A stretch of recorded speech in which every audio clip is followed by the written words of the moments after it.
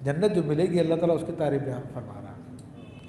وہ کیسی ہوگی؟ فرماتا ہے جنات عدن، ہمیشہ رہنے والے باغات جس میں کبھی فنا نہیں ہوگی، کبھی اس پہ خزاں نہیں آئے گی، کبھی اس میں کوئی خرابی نہیں ہوگی۔ یدخلونہا، ان باغات میں یہ متقی لوگ، تقویٰ کرنے والے لوگ اس میں داخل ہو جائیں گے۔ تجری من تحت الانہار، کہ جس کے نیچے سے نہریں بہہ رہی ہیں۔ وہ خوبصورت اللہ تبارک و تعالیٰ نے اس کا نظام بنایا، اور پھر کیا فرمایا؟ لہم فیہا ما یشاؤون، اور انہیں اس میں وہ کچھ ملے گا جو وہ چاہیں گے، جو چاہت کریں گے وہ ان کو پیش کر دی جائے گی۔ یہ عظیم انعام اللہ نے ان کے لیے رکھا ہے۔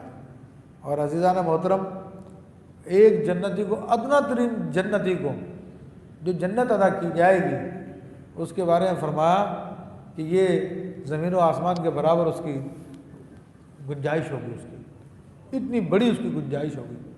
ادنیٰ ترین جنتی کو 10,000 خادم دیے جائیں گے جو اس کی خدمت کریں گے، جو اس کو سونے کے برتنوں میں کھلائیں گے پلائیں گے، اور اللہ تعالیٰ کی طرف سے اس پہ کیا کیا انعامات ہیں۔ اور اعلیٰ ترین جو لوگ ہیں، جو اعلیٰ جنتی ہیں، بڑے رتبے والے ہیں، ان کے انعامات کا تو کوئی اندازہ بھی نہیں کر سکتا۔ یہ ادنیٰ ترین جنتی کی شان ہے کہ 10,000 اس کے خادم ہوں گے، سونے چاندی کے برتنوں میں وہ کھائے گا، لباس فاخرہ ریشم پہنے گا، اور اللہ تبارک و تعالیٰ کو کیا کیا عطا فرمائے گا۔ تو وہ جو اعلیٰ لوگ ہیں ان کی تو سبحان اللہ تبارک و تعالیٰ جانتا ہے۔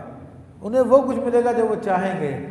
آج دنیا میں تو سب کچھ نہیں ملتا نا، کتنا امیر بن جائے، کتنا بڑا دولت مند بن جائے، وہ جو چاہتا وہ نہیں کر پاتا، کتنے معاملات میں اس کے لیے رکاوٹ آ جاتی ہے۔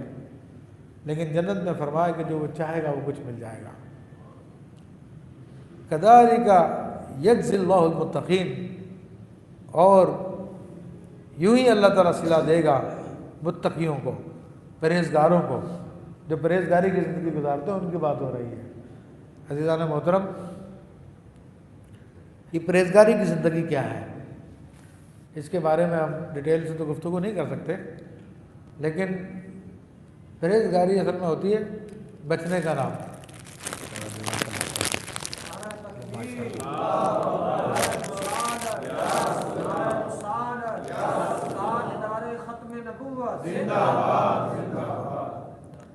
گناہوں سے بچنے کو پرہیزگاری کہا جاتا ہے۔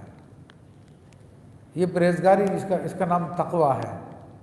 تو یہ ظاہری طور پہ مشکل کام لگتا ہے جو اس کے عادی نہیں ہے، کیونکہ ہم لوگوں نے، بلکہ ہم نے نہیں، بعض لوگوں نے اپنی زندگی کو مادہ کی طرح آزاد کیا ہوا ہے۔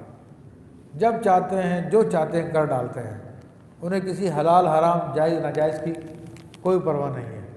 لیکن بندہ مومن تقویٰ اختیار کرتا ہے تو صرف انہی چیزوں پہ ہاتھ ڈالتا ہے جس کی اللہ اور اس کے حبیب صلی اللہ علیہ وسلم نے اجازت دی ہے، اور ان چیزوں سے منہ موڑ لیتا ہے جن سے اللہ اور اس کے حبیب صلی اللہ علیہ وسلم نے منع فرمایا ہے۔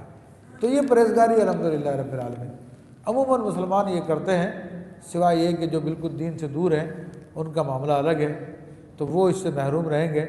لیکن جن کو پرہیزگاری اختیار کریں گے تو اللہ کے وعدے سچے ہیں، ان کو سب کچھ ملے گا۔ کہ دنیا کی زندگی میں انہوں نے اپنے اوپر جبر کیا، اپنے نفس پہ جبر کیا، نفس سستی کا مشورہ دیتا ہے، نفس عیاشی کا مشورہ دیتا ہے، نفس کہتا ہے کہ سو کے ٹائم ضائع کر دے، نفس کہتا ہے کہ کھا کے پی کے اور خوب مزے کر لے۔ لیکن یہ لوگ ایسے موقع پر اپنے رب کے احکام کو دیکھ کر نفس کی خواہشات کو کچل دیتے ہیں۔